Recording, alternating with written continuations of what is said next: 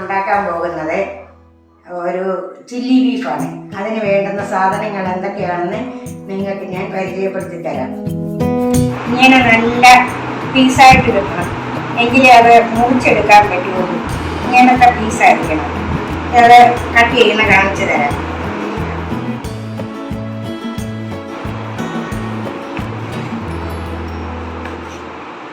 നമുക്ക് ആവശ്യമനുസരിച്ച് നീളം കൂടുതലാണ്, നീളം കുറയ്ക്കാം, ഇങ്ങനെ വേണമെങ്കിലും ചെയ്യാം. ഇതിപ്പം നീളം കൂടുതലാണെങ്കിൽ നടുവേ ഒന്നുകൂടെ അങ്ങോട്ട് കട്ട് ചെയ്യുമ്പം നീളം കുറഞ്ഞു ഇങ്ങനെ ചെയ്യാം. ഇങ്ങനെയാണ് അരിയേണ്ടത്. ബീഫ് വേവിച്ചെടുക്കാം. അതിന് സൺഫ്ലവർ ഓയിലാണ് ഉപയോഗിക്കുന്നത്. ഇതിന് എണ്ണ ചൂടായിട്ടുണ്ട്.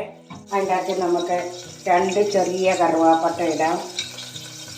1/2 കിലോയേ ഉള്ളൂ, അതുകൊണ്ടാണ് ഇത്രയും ചെറുത്. 3 ഗ്രാമ്പൂ, 2 ഏലക്ക, കുരുമുളക് പൊടിയും കൊടുത്ത് ഒരു 1/2 ടീസ്പൂൺ കുരുമുളക് പൊടിയും ഇട്ടുണ്ട്. ബീഫ് കഴുകി വാരി വെള്ളം കളറുണ്ട്. ആ ബീഫ് നമുക്ക് ഇതിലേക്ക് ഇടാം. നമുക്കൊരു കുറച്ച് ഉപ്പിടാണ്. സോയാ സോസിലൊക്കെ ഉപ്പുള്ളതാണ്, അതുകൊണ്ട് കുറച്ച് ഉപ്പിട്ടാൽ മതി.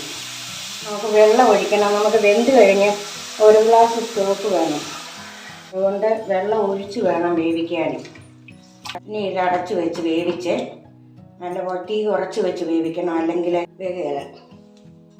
ബീഫ് വേവുള്ളതല്ലേ, നമുക്കൊരു 1/2 ടീസ്പൂണോളം വിനാഗിരി ഒഴിക്കാം.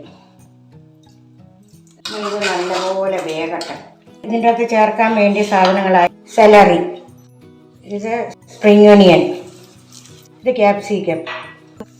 നമുക്കിനിയും ബീഫ് വെന്തിട്ടുണ്ട്. അതിലേക്ക് ചേർക്കാൻ വേണ്ടുന്ന സാധനങ്ങളാണ് ഇഞ്ചി, വെളുത്തുള്ളി, പച്ചമുളക്. 2 പച്ചമുളക് എടുത്ത് കീറി വെച്ചിരിക്കുകയാണ്. ഇതിൻ്റെ അകത്ത് സെലറി അരിഞ്ഞതുണ്ട്, സ്പ്രിംഗ് ഒനിയൻ അരിഞ്ഞതുണ്ട്, ക്യാപ്സിക്കം ഉണ്ട്, സബോളയുണ്ട്.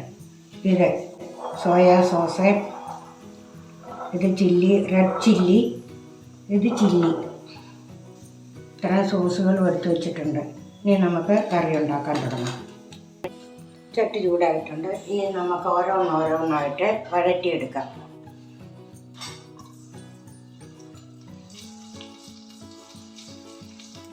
ഇനി വെളുത്തുള്ളി ഇടാം.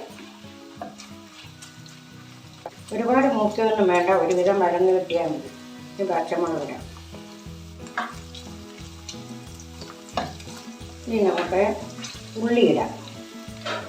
ഉള്ളിയൊക്കെ ഒന്ന് ചെറുതായിട്ട് വഴന്ന് കിട്ടിയാൽ മതി. ഇനി ചില്ലി സോസ് ഒഴിക്കാം. റെഡ് ചില്ലിയാണ്, ഇത് സോയാ സോസാണ്.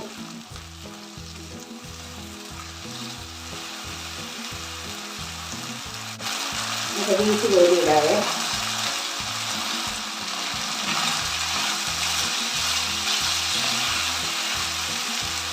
ഇനി ഇതിവിടെ കിടന്ന് ഇതൊന്ന് മുരിഞ്ഞ് വന്ന് കഴിയുമ്പോൾ നമുക്ക് ക്യാപ്സിക്കം ഇടാം.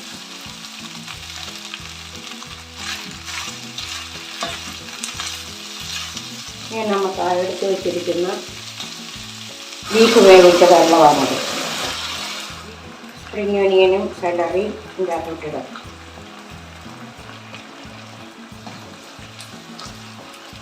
ഒരു ടീസ്പൂൺ കോൺഫ്ലവർ എടുത്ത് വെച്ചിട്ടുണ്ടായിരുന്നു, അത് നമുക്ക് ഇതിൻ്റെ അകത്തോട്ട് ഒഴിക്കാം.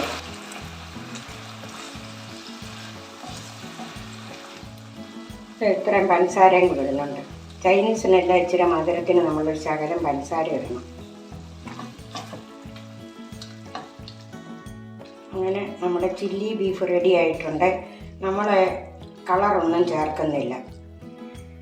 അങ്ങനെ നമ്മുടെ ചില്ലി ബീഫ് റെഡി ആയിട്ടുണ്ട്.